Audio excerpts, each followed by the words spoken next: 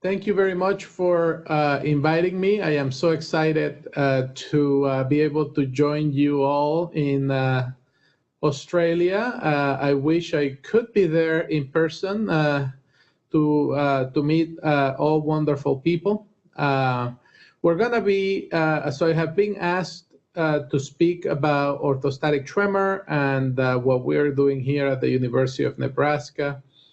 And we're very excited to be here and to be able to share some of what we do with you all. The main topic that I'm going to discuss with you today is what causes orthostatic tremor? What is behind the disease? What is driving the disease? So my name is Diego Torres-Russotto. I am associate professor and chief of the Movement Disorder Division here at the University of Nebraska Medical Center. I am also the director of the Movement Disorders Fellowship Program and director for students' clinical neurology education.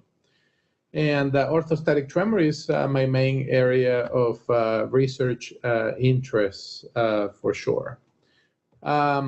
So the spoiler alert is that in terms of that question, what causes OT, the final and real answer right now is that we do not know yet, but we're working on it. And what I want is to have a trip, have a vacation with you all, have a trip through the way scientists think about diseases and how diseases affect human beings, and how we learn about what causes a particular disease. So I'm going to take you through that journey because that is the journey that we together need to have in order to understand what is causing OT. So the question is, do we really know what orthostatic tremor is? What kind of disease is it? What's wrong in the body? Is there a part of the brain or the body that is not working? How do patients get it? There are many questions that we don't know about OT. So how scientists find out the cause of an illness? Well, this is the list of the ways that we answer the question as to the etiology of a disease. It could be through opinion from experts. It could be by using historical data analysis, by using family history, by association with other diseases, by the response to drugs of patients with a particular condition, or by performing specially designed experiments. And this list is particularly placed in order of importance or usefulness in terms of, how do we define the diseases and the conditions. And we're going to go through each of those in order together. So let's start by expert opinion. If we use expert opinion, what we do is we say, okay, so who's an expert on OT? What do they know? What has been their experience in the clinic? And then based on that, we can gather some conclusions about the disease. And you're going to notice that that is really the least, the smallest of all of the options. It is the one that has the biggest amount of limitations, because the experts, to be able to collect their opinion, the best way of doing that is through standardized methodologies of the scientific method. So by just listening to my opinion, yes, I have seen more than 100 patients with orthostatic tremor because of what we do here. If you just listen to my opinion, that is really not the best way of figuring things out. You have to go through proper scientific methodology. But let's see what happens when we look at experts. And Here in the United States, the very first description of American cases of orthostatic tremor was made by Dr. Hellman, who basically coined the name orthostatic tremor. And he said that it was a sporadic, rare disorder that happens only while standing. And he said that it was responsive to clonazepam. However, the very first time that orthostatic tremor was described was not here in the United States, but it was in Italy at the University of Bologna. And that's a picture there. That's the oldest medical school in the world. And this is the first page of the paper that is called on an unusual disorder of erect standing, presentation of 3 cases. And these were Doctors Pazzaglia, Sabatini, and Lugaresi, who made this discovery of this disease, orthostatic tremor, and that was done in 1970. And they said this: in January of 1968, we observed a patient who was unable to maintain the standing posture due to the insurgence of hyperkinesias that compromised the equilibrium. So there is a lot of information there. So what do we know so far from these experts, the ones that actually described the disease at the beginning? Well, just based on opinion, we know that it is a rare disorder. We know that the tremor might be producing the instability. That's what the Italians said, and that it seems to respond to clonazepam. Now, if we use historical data analysis, meaning you grab all of the patient charts that you have and you start looking at the data, then you might understand the disease in a completely different way. So here we have a review of the 3 of the largest series of patients from Mayo Clinic, from Queen Square and Europe, and from Columbia University here in the United States. And as you can see, they were able to collect a total of 97 patients. 70% of the patients were females, and they had an earlier onset than male patients. The mean age at onset of disease was on the 6th decade, so meaning on when patients were in their 50s.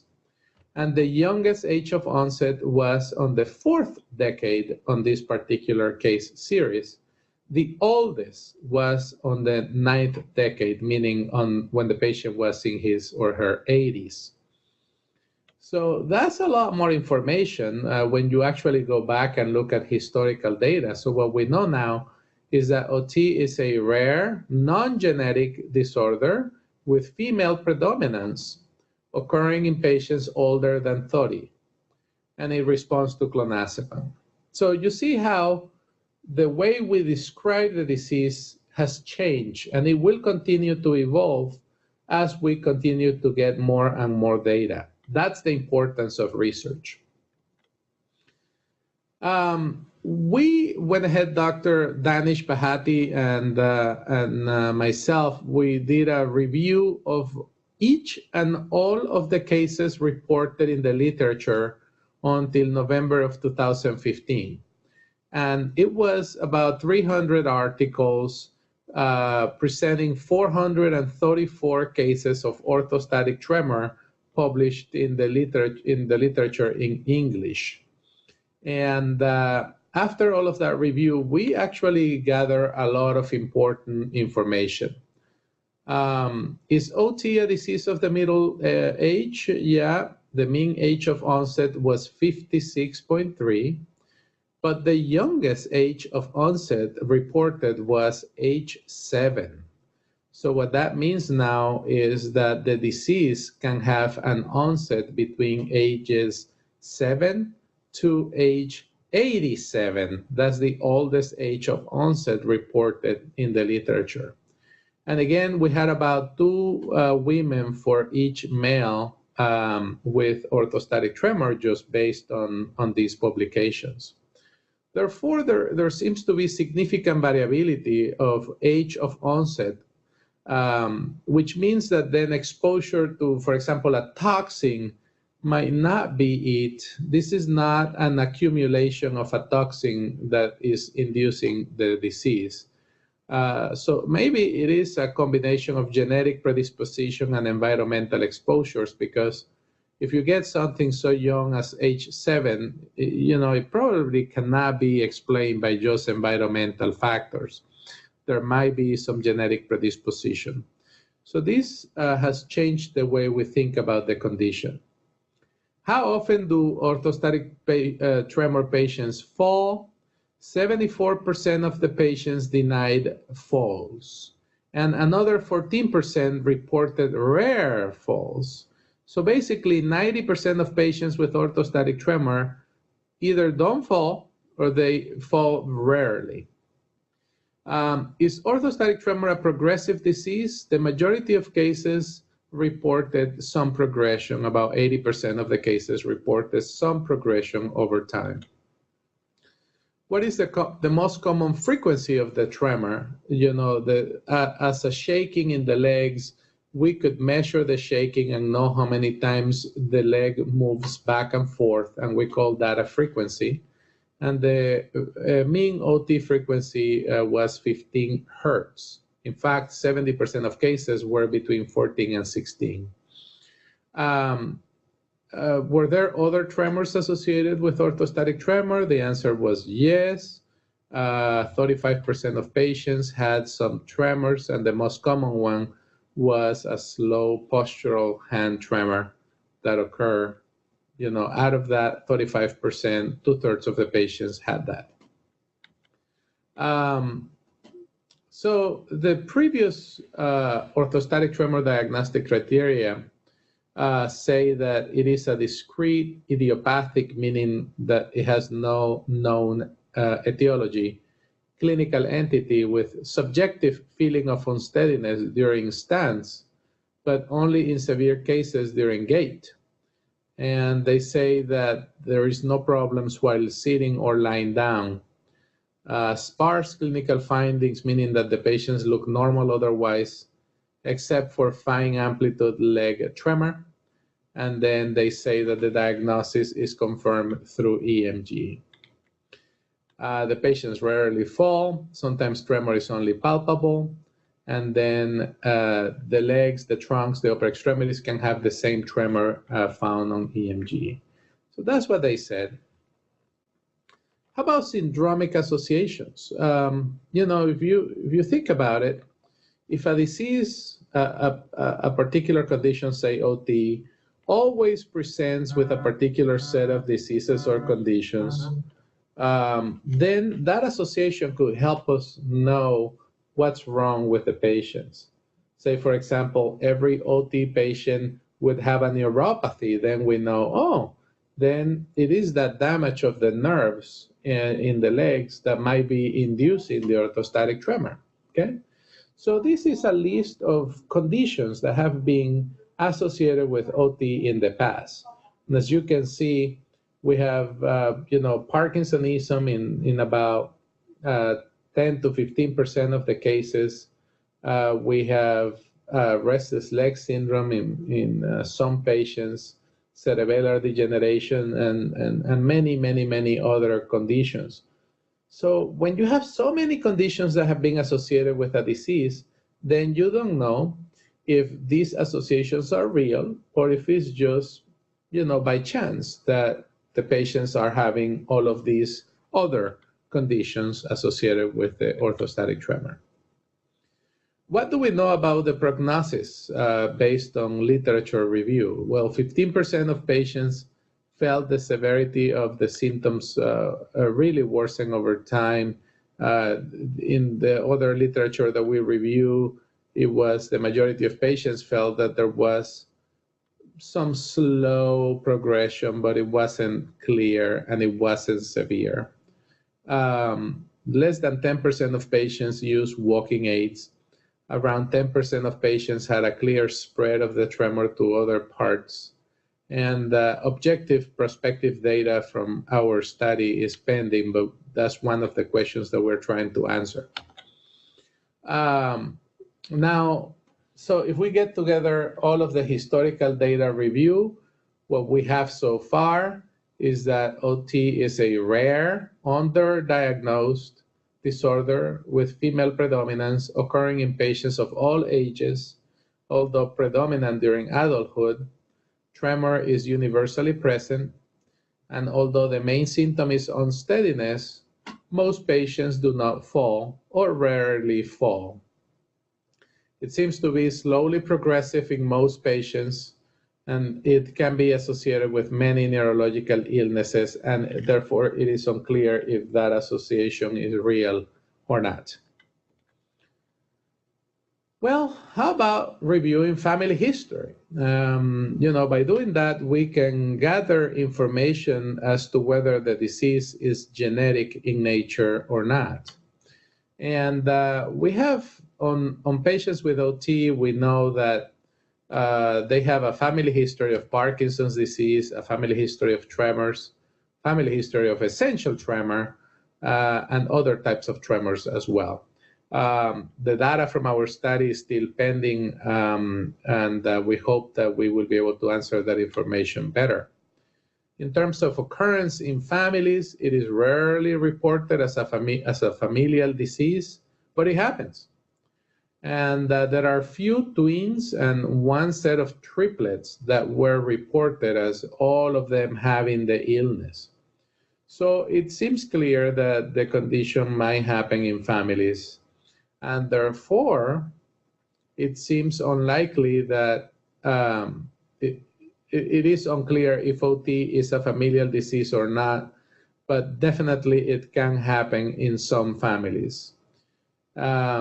It seems unlikely that for most patients that they would pass along the disease to their kids and grandkids, but of course we need a lot more information to come.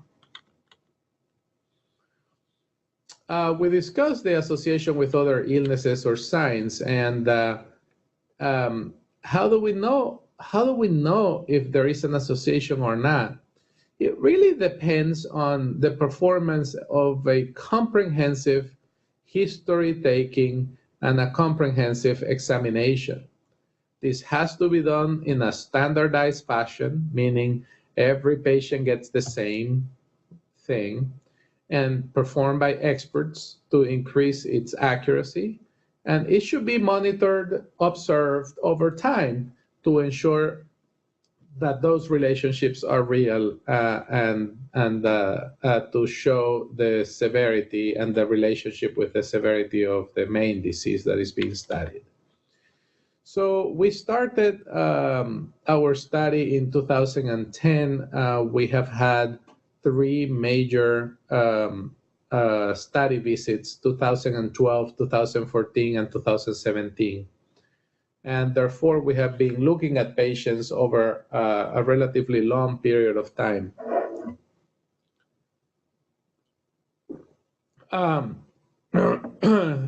Between 2012 and 2014, we had a very important finding. We noticed that all of the patients that were coming had some level of ataxia and none of the spousal controls. Ataxia is a funny word that we movement experts use to basically call clumsiness. And we were able to find on the ataxia study that it was universal. Every patient with OT had some level of ataxia. However, most patients had a very mild level of ataxia. What this means is that it is likely that the cerebellum, which is a part of the brain in the back of the head, the cerebellum and its pathways might be abnormal in orthostatic tremor, because when you have diseases of the cerebellum, then you can have ataxia. We also perform the very first psychiatric screening for patients with orthostatic tremor, to understand how the disease was affecting our patients at a behavioral level. And we used the mini international neuropsychiatric interview, which is a validated interview to assess, basically screen for psychiatric conditions. And we did that on 29 patients, and 45% of them screen positive for any psychiatric condition. Out of those, 38% screen positive for anxiety, and 7% screen positive for an ongoing depression. Out of those that had anxiety, 11 patients, so all of them, 38% of them, screen positive for what is called agoraphobia. And agoraphobia is a type of phobia of open spaces. It's a phobia of leaving the house, basically, and being outside in the environment. 2 patients had panic disorders. 1 had social phobia, and 1 had generalized anxiety disorder. So all of those encompass the 38% of the patients that were positive for any anxiety disorder. That is a very high level of anxiety, and definitely higher than in the general population. So the conclusions from the OT psychiatric survey is that a large proportion of OT patients were screen positive for anxiety disorders. And this highlights the importance to know if the patients have abnormal balance, or maybe they have a what is called a basiphobia, which is a phobia against standing.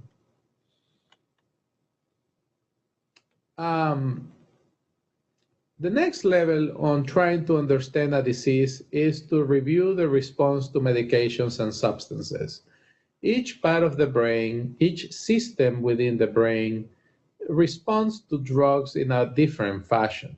So some parts of the brain respond to certain type of medications, and some other parts of the brain respond to others. So by understanding how this disease would respond to certain medications, we could tell what parts of the brain might be affected.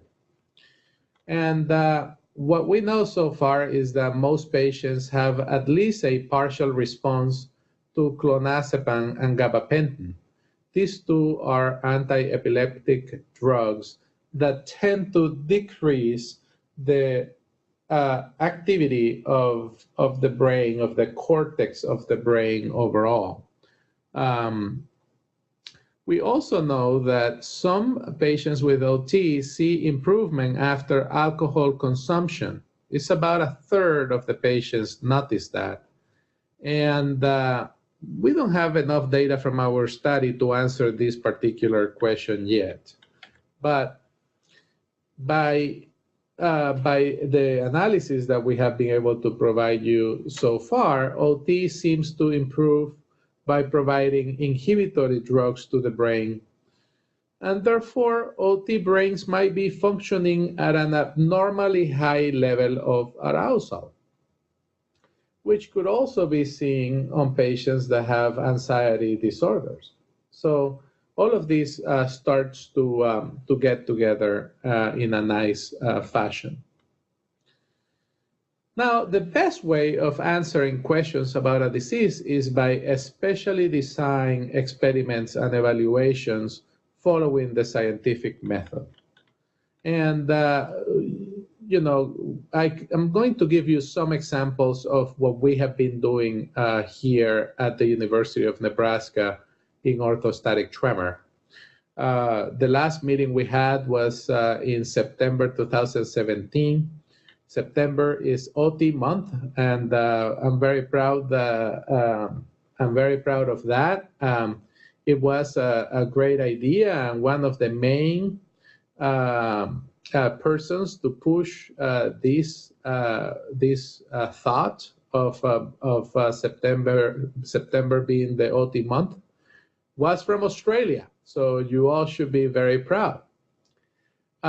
We try to celebrate the OT month by either publishing a paper on that month or performing the research meetings and the research studies on that timing.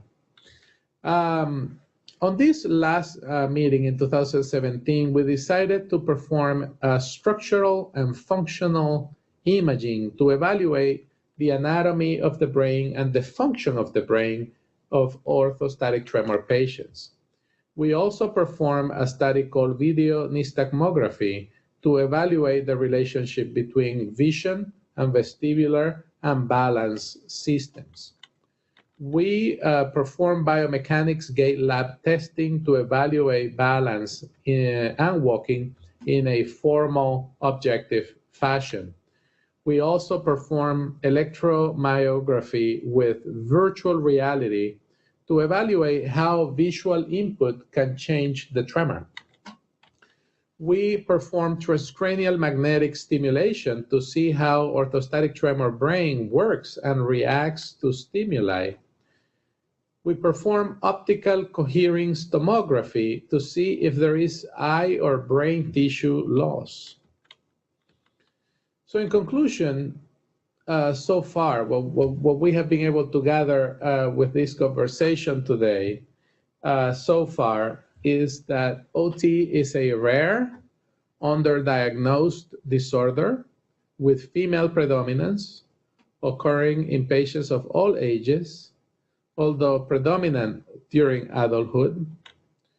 Tremor and ataxia are universally present, and the cerebellum and its pathways might be abnormal.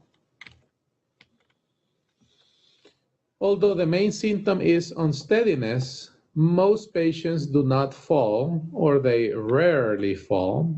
It seems to be slowly progressive. It can be associated with many neurological illnesses, although it is unclear if these are related to OT or not at this point. It is unlikely to be a familial disease for most people. It is unlikely, therefore, for patients to pass along the disease to the younger generations. However, it is possible that some OT patients have the illness due in part to genetic abnormalities. OT brains might be functioning at a higher level of arousal than normal, and anxiety disorders are common among patients with OT.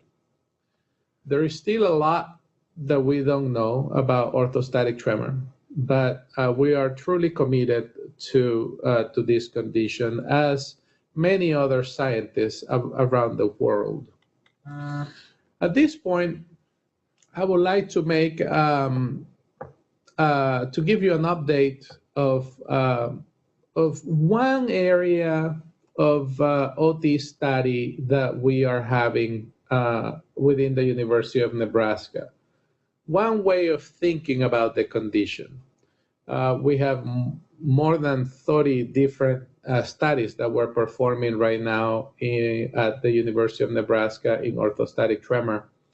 But I'm going to give you some updates of what are we doing and a review of one of these areas, one of these ways of thinking about the disease. So one of the main, I'm going to review some of the projects that we have completed. One of them was the Orthostatic Tremor app. We wanted to test and see if it was necessary to perform EMG or if we could use an app that measured tremor and if that would be enough. And the answer to that was that by placing an iPhone with an app that measures tremor on the patient's knees when they were standing, we were able to see the peaks of the high tremor frequency and therefore be able to make a diagnosis of high tremor frequency that way. We also have completed the Orthostatic Tremor Screening Questionnaire, which is a questionnaire that patients fill out and is highly sensitive for the disease. We have completed the OT-psych study that you already have seen some results of. We also have performed a video magnification study that we presented in Germany at the annual movement disorder meeting. We have completed the study that proved that ataxia was present in most patients, although it was present at a very low, mild level.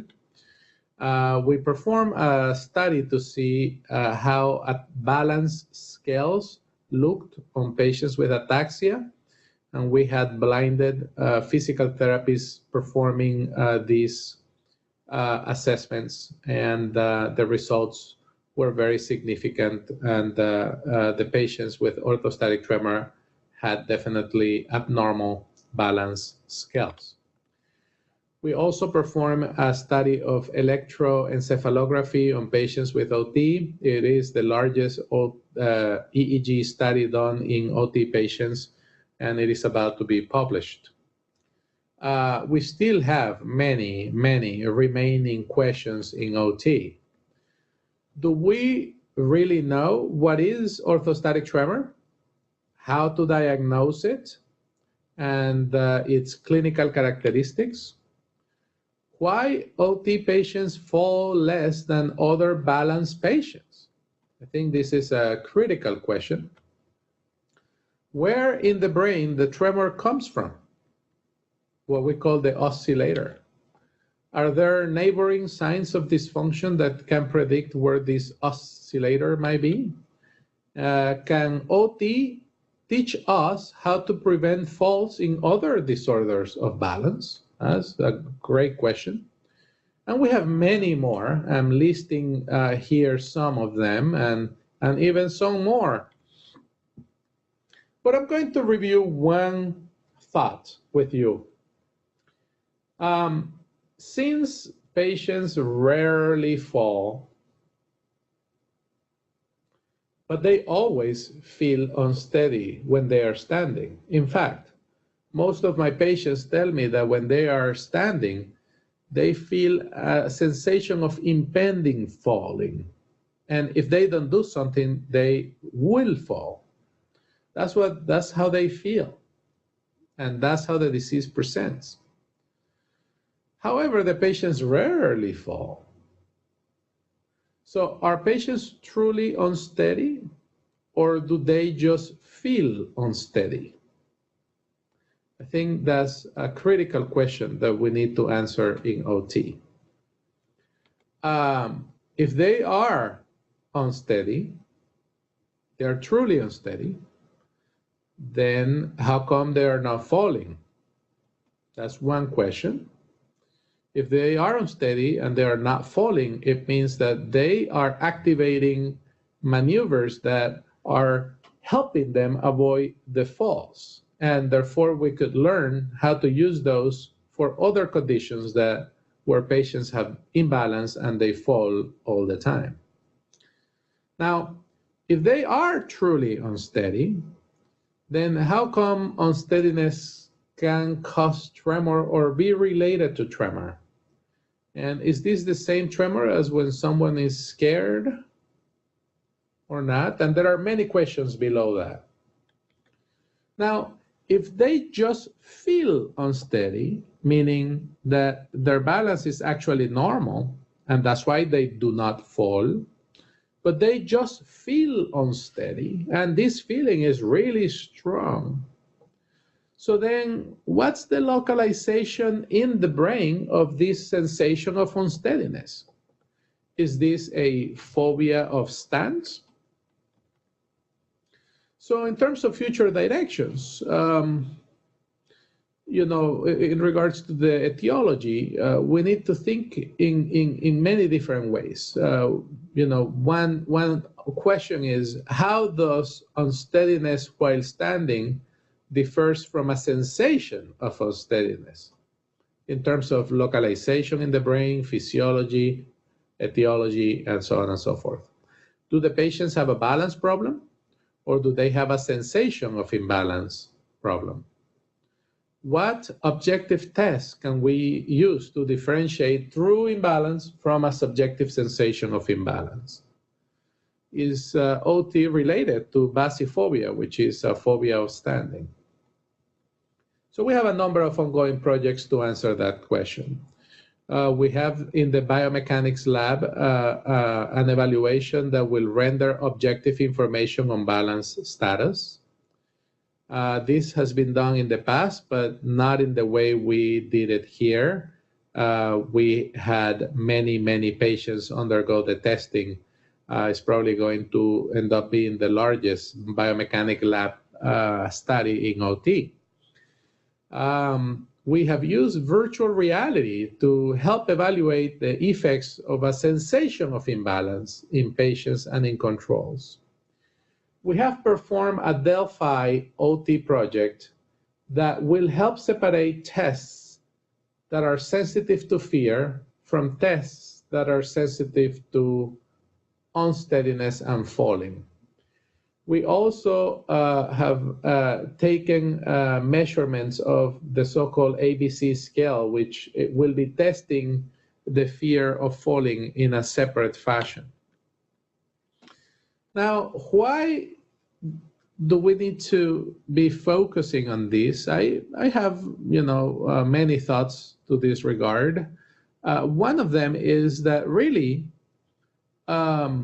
fear of heights and fears overall are very different from one person to the other, okay? Some people are fearful of heights, and that includes me, and some people are not. Some people sort of feel relaxed or they just don't feel anything, when they are up high. Some people really enjoy it. They feel it's exciting. And therefore, the conclusion here is that the presence of a threat, the threat is falling, okay? The presence of a threat is not the same as the state anxiety level, at the level of anxiety that people are having. In fact, in these two pictures, you can see that very easily.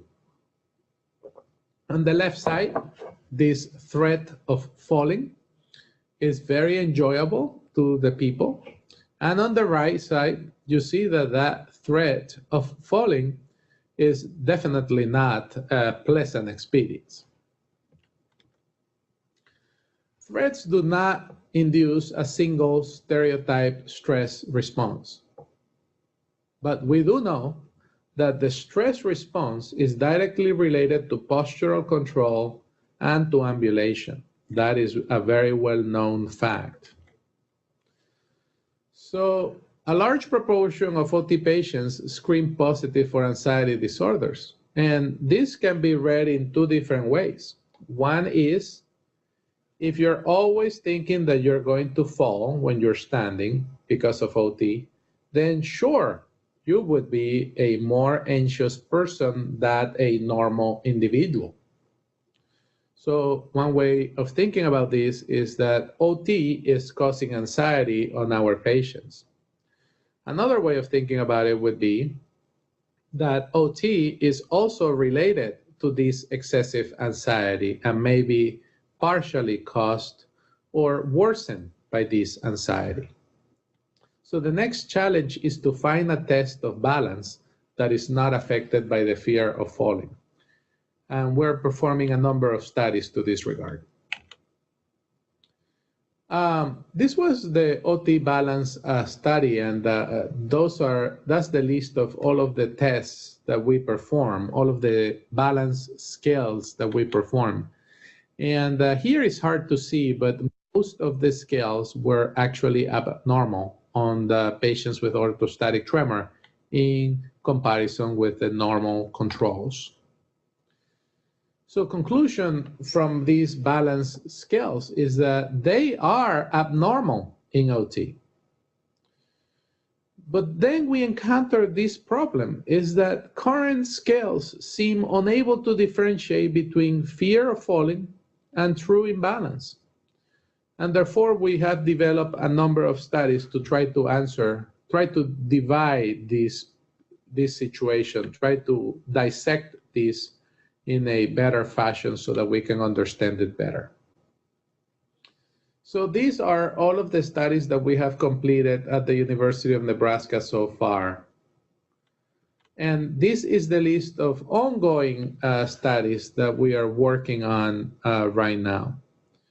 The list is long, and this is a partial list of all that we're doing. But I wanted to finish my presentation by giving you all a feeling of reassurance on the fact that many scientists are dedicated to trying to figure this out. Here at the University of Nebraska, our team includes about 100 scientists that are working on trying to figure out orthostatic tremor. And we are here in Nebraska a small piece of everything that is being done across the world to try to figure out this condition. I want to thank you again for your invitation, your kind invitation. And I really hope that in the future I will be able to go to Australia and be present in one of your meetings. And I want to finish by telling you that I am more than happy to answer any questions that you may have. So please give your questions to the organizers of the meeting, and they will be sending that to me so that I can answer your questions. Well, with that, I will finish my presentation, and I thank you very much for your attention. You have a great day.